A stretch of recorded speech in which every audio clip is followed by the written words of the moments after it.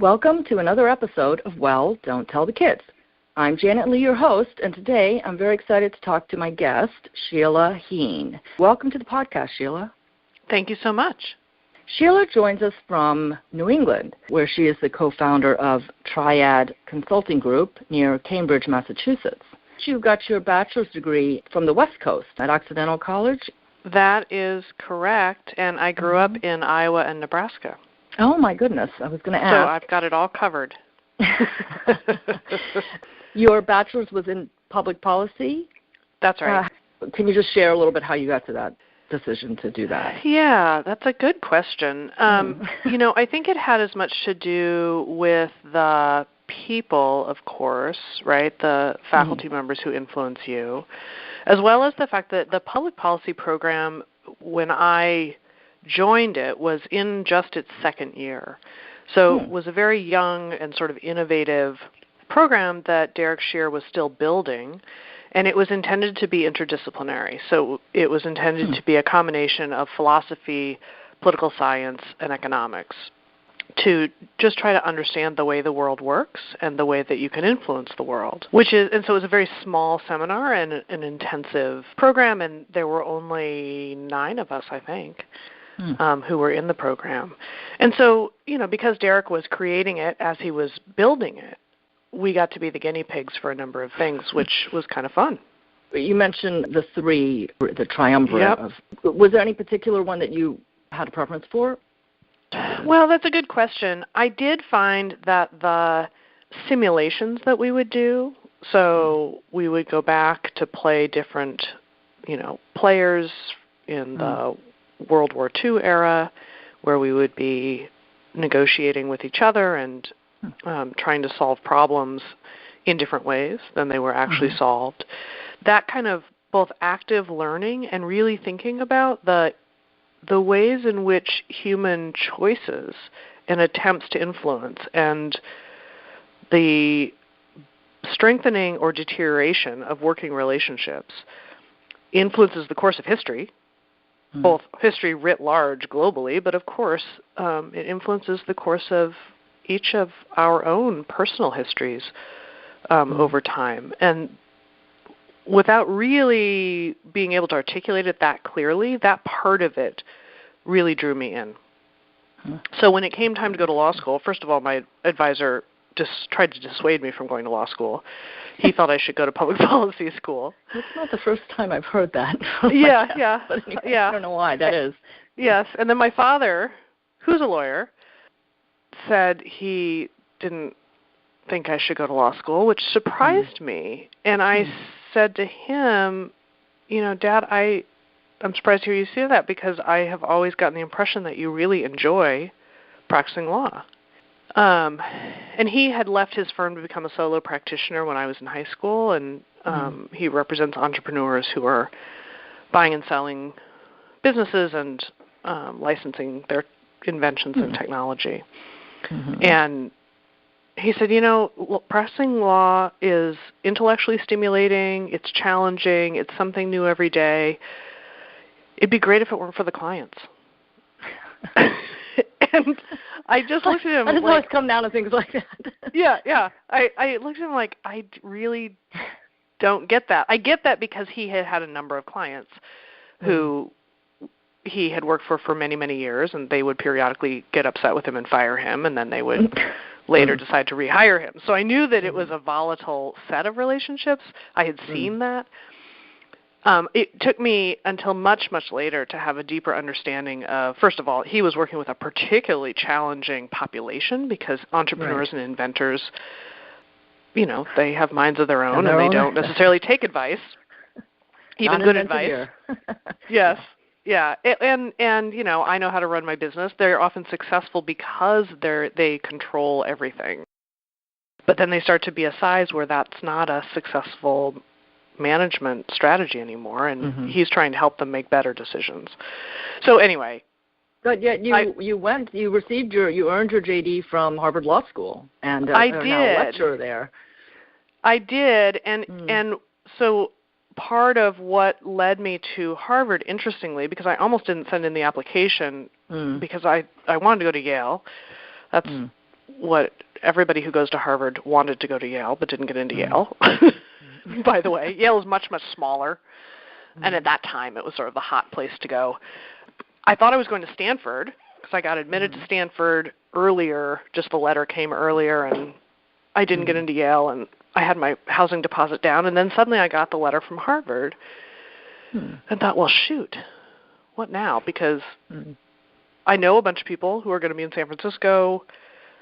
Stanford is a much smaller law school. It's about 180 in each class. Harvard's 550.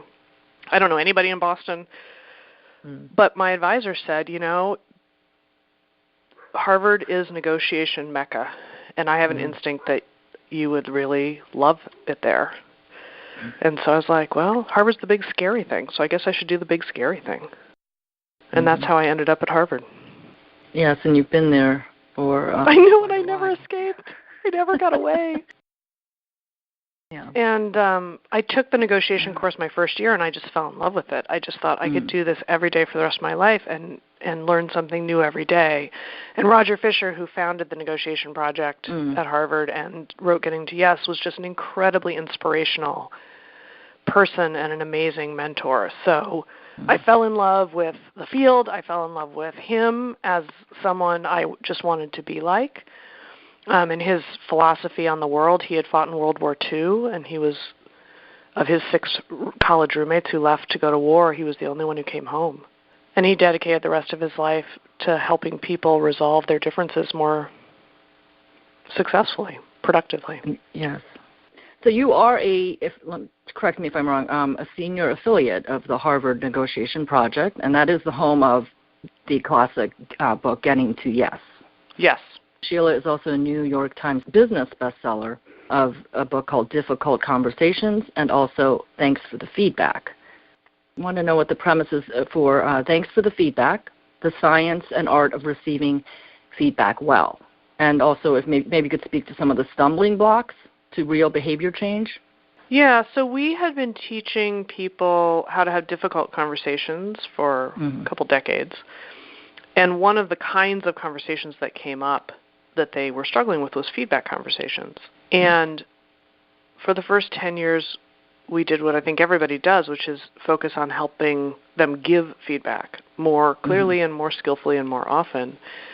But what we started noticing over time is that it was good advice, but it wasn't actually solving the problem, that they were still struggling with the conversations.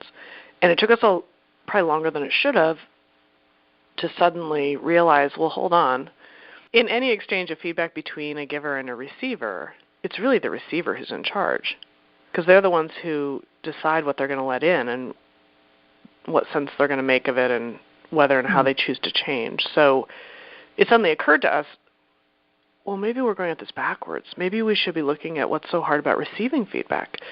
And feedback meaning all of the direct and indirect spoken and unspoken signals you're getting from the people around you day in and day out about the way you're impacting them and the world. And receiving feedback is such a challenging and painful and exhilarating sometimes experience. Sometimes we're genuinely grateful for it immediately. But more often, it's frustrating, it's upsetting, it seems wrong and off base and unfair, and we wonder why they think we care. Well, I'm sorry, I didn't realize I cared what you think. And what's so hard about that process? So in the course of a few years of working to understand that process, looking across disciplines for what's out there right now that would help us understand that, and talking to thousands of people about it, our sense is that when we get feedback, human beings have 3 kinds of triggered reactions to it. The first is truth triggers. I'm evaluating, is this accurate? Is it good advice or bad advice? Would it work? It's all about evaluating the quality and accuracy of the feedback itself. Do you know what you're talking about? Do you understand the whole picture? The second is what we call relationship triggers, and this has everything to do with who's giving us the feedback. Because feedback lives in the relationship between giver and receiver, and I'll often have a bigger reaction to the who than I do to the what. Or you could get the same thing from a different person you have a different relationship with, and Exactly. And have a whole different response. Mm-hmm. And have a whole different response. Mm-hmm. And relationship triggers are interesting because it's why our best friends can tell us things that nobody else can, but it's also why sometimes the people closest to us actually can't get through to us. Mm-hmm. But a stranger could say the same thing, and we hear it in a different way. Mm-hmm. When it comes from my spouse, I know mm-hmm. that the problem really is him, not me. So relationship triggers actually work in both directions. And then the third is what we call identity triggers, and that's the story I tell about who I am and what this feedback says about me, and also the way I'm wired around feedback. Because in the course of this, we stumbled upon some evidence that in terms of sensitivity to feedback, how upset we get and how long it takes us to recover, or how long positive feedback sticks with us emotionally, individual sensitivity can vary by up to 3,000%. And so now we've got people, on teams and married to each other who are really differently wired around feedback. And we've got to figure out, how do I understand my own profile so I can help other people know how to offer me coaching or feedback that I'm most likely to hear. You started off the conversation with your father's slight allergic reaction to clients, maybe, and it goes back to that, the three-prong thing to be aware of. One quote that popped out from an article that you co-wrote in the Harvard Business Review from 2014.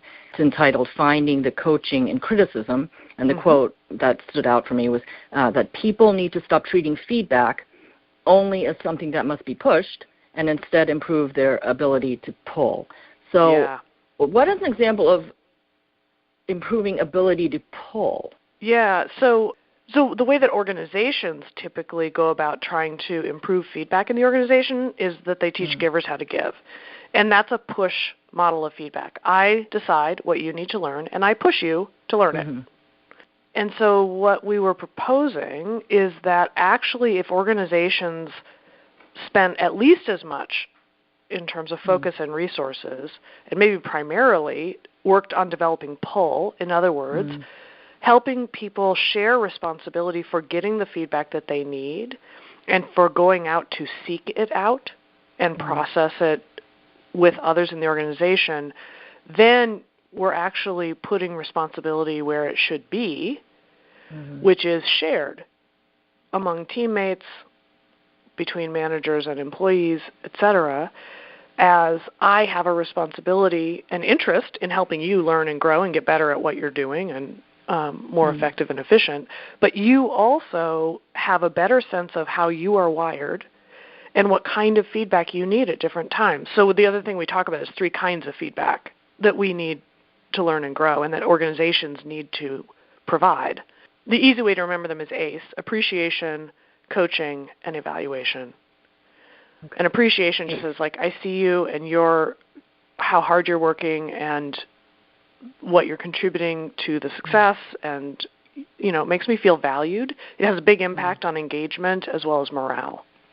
So the validation component. The validation component. Now, positive evaluation rates or ranks you. It tells you how you're doing and where you stand and whether you're on track. Positive evaluation actually doubles as appreciation because I feel seen and valued when you tell me, that was the best presentation you've made all year. But there is appreciation that doesn't have any evaluative component. Hey, thanks for getting this to me Monday morning. I suspect you sacrificed part of your weekend to make that happen. I'm letting you know I notice all the blood, sweat, and tears you're putting into this job. Somebody cares. The middle one, though, is probably the most important, which is coaching. And coaching in this is sort of the biggest category of coaching, not just the way coaching has become a term of art for an elicitive way to help someone learn. That's included, but we also mean anything designed to help you learn, grow, expand your knowledge, be more effective. So it could be suggestions, advice, role modeling, stretch assignments. If it's supposed to drive learning and improvement, it counts as coaching. And so if people are thinking, what do I need right now? I'm feeling a little burned out. I probably do need a little appreciation. Or, by the way, if there's anything I'm doing right this week, now would be a good time to tell me. Or I'm really not getting enough coaching. I'm feeling I'm stagnating, and I'm waiting around for the perfect mentor to show up, but they don't seem to be turning up. So let me share responsibility for going out and getting what I need to learn and grow rather than waiting around for somebody to offer it to me. So that's what we mean when we talk about developing pull for feedback in an organization. I've noticed you all, business types, you also enjoy acronyms. Well, you know what's funny is we have a little bit of an allergy to acronyms because I think they're so often forced. And as a result, we didn't even put ACE in the book. So you read the book, and we included the categories, but we didn't express them in the book as an acronym. And now that we're teaching it to people, it's such an obvious way to remember them that we are like, okay, we overshot the anti-acronym bias. I'm just going to take it as a scoop, like I got a scoop here. Okay, excellent. My little scoop. As an engineer, I've got an engineering background and a teaching background, but I love an elegant equation. So I was also intrigued by so I was wondering if you could speak to the influence equation where I equals P over R, and just let us know what that is and maybe some techniques that fall out of or that are derived from that. Yeah. So the influence equation is really the creation of a colleague of mine named Stevenson Carlbach, and what he was noticing as we were teaching difficult conversations and feedback and negotiation is that in our attempts to influence other people, we mostly focus on trying to persuade them and persuading them from our own point of view. So let me explain why this is the best thing to do, or why this strategy is the right strategy, or why your timeline isn't going to work. And he noticed two typical mistakes that we make. The first is that we're trying to persuade from our point of view rather than reverse engineering to think about the person I'm trying to influence. What are their interests and concerns? What are they worried about that I should be framing this around their concerns, interests, and why this would be good for them? And that will actually make my persuasion stronger. The second mistake he noticed is that the way we were going about trying to persuade others was actually creating resistance, and that resistance was undercutting our efforts to persuade. So he started thinking about it as an equation where I equals P over R, persuasion over resistance. So if your persuasion on a scale of 1 to 10 is fantastic, they really should be persuaded, it's a 9. But the way you're going about it is actually creating resistance, even relatively low level. If it's a 3 on a scale of 1 to 10, well, then you're undercutting. You've dropped your influence. Your influence, so that you're really only having a third the kind of influence you might. The ways in which we create resistance often are by stepping on a set of emotional interests that we have in our working relationships, like autonomy, like don't tell me what to do, don't tell me how to do my job, or status, why are you being so condescending, or think you have all of the answers, or affiliation, look, if I say yes to what you're asking me actually to betray somebody else who thinks, or to drop a vendor that I have a lot of loyalty to. That's going to be a hard sell. And so thinking about what's going on emotionally is the resistance part of the equation. And so Stevenson's been working on an article and a book on this front. I'm hoping that he's going to be done with it next spring. So it sounds like raising the viewpoint, the point of view, so that you can see or think about the other players. Not just from your point of view, but that is helpful because then you can, as you said, reverse engineer the look. It's the difference between saying to a simple example, it's the difference between saying to your boss, look, I really need next Tuesday off because I have to take my mom to the doctor, and saying to your boss, look, next Tuesday, one of the things that we need to make sure happens is that this important client gets what they need by noon. I'm going to make sure that I have that to you Monday night so that you can let me know if there are any problems and get it out Tuesday morning. I'm raising this now because I do need to take my mom to the doctor next Tuesday. And so I just want to make sure that we're meeting the needs that I know are on your mind, for instance. So you're really thinking about what are they going to care whether I'm here Tuesday in particular? If they are, let me speak to those up front. Now I'm thinking about getting to yes. But in this case, what would be the best alternate? What is it? The best alternate? BATNA. Your best alternative BATNA. to a negotiated agreement. Okay, so let's say the boss is like, well, yeah, okay, that's fine. Have it ready by noon, but there's also this and that and that and this. So then I'm just trying to tie in the foundational work of this book. So what would be the BATNA? So it's interesting because when we coach people around things like this is a simple example. But the one threshold question is, do you need your boss's permission to take off in the morning next Tuesday? Sometimes the answer is yes. You actually do need them to sign off on you not being there. Often it's not necessarily that you need their permission officially exactly, but you definitely need them not to be unhappy about it, just in your relationship. Yeah, your BATNA is decent in that, if they say that's not great for us, you can say, look, it's my decision. I don't need your permission to go, but that's not meeting my interest in my boss being happy with me. So I'm thinking about not only my boss's interests and concerns, but my own interests and concerns and making sure I'm going about it in a way that meets those. But your observation, that's a great connection. All of these conversations have in the background what we call BATNA. If we don't agree on the feedback you're giving me, if we don't agree on whether I'm taking Tuesday off, what happens then is something to always have thought through in the background. I mean, part of what's hard about feedback sometimes when it comes from someone in authority, like a boss or a client or a customer, is, well, is this optional? Is this a suggestion? Or is this... How optional is this? Yeah. Like, you're suggesting that I wear a tie or whatever. Is that a suggestion, or does that mean wear a tie or I'm fired? And that's also an important follow-up question, just to understand the weight or the seriousness of the feedback. And one of the things that I see all the time is that someone gets fired, and they're shocked, and everybody around them is shocked that they're shocked. Because they say, how could you be surprised?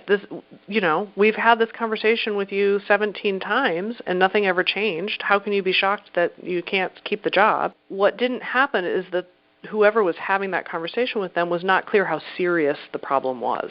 Probably because they were trying to be nice, or they didn't want the person to be upset. So they never said, look, if this doesn't change, we cannot keep you in this job. And so the seriousness or weight of the feedback is often left out, which really isn't fair. You're like robbing the person of the ability to make better or at least more informed choices for themselves along the way. Right, and that goes back to the implementation or the pull part of the feedback. Certainly it's in their interest to make sure they're clear. It's in all of our interest to make sure we're clear. How big a deal is this? As a leader in academia and industry, is there any particular advice that you could impart for young folks entering into the fields of law and or business, particularly women? Yeah, that's a great question. It's becoming in our national and international conversations, politically and things. It just seems to be a rising tide. So I'm wondering if you have any insights there. I have two. One piece of advice I would have for young people coming into whatever field you're coming into, but let's take law firms as an example.